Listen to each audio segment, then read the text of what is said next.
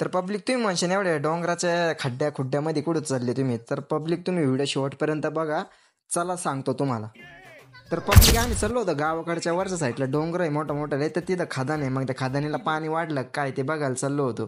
त्याच्यात आपल्या करम भाऊची चालली होती स्प्लेंडरची नुसती नागिन डान्स खेळायचं काम चाललो होतो. तर पब्लिक आम्हाला बी काय घरी काय करमत नव्हतं, त्याच्यामुळे म्हणलं चला काहीतरी फिरून तरी येऊ. मग काय आपलं ब्लॉग पण होईन आणि सगळं फिरणं पण होईल.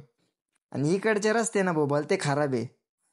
पुढं तर बघा पहा ना, सगळं पाणी साचलेलं आहे चिखलाचं. तर पब्लिक चला तुम्हाला दाखवतो कसं काय ते लोकेशन.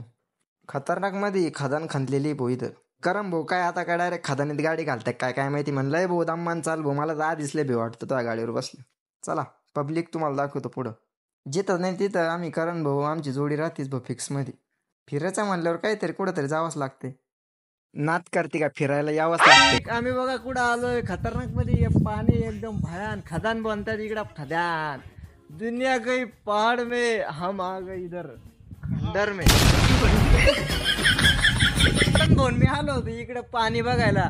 खदानीला पाणी वाढलं काय बघायला.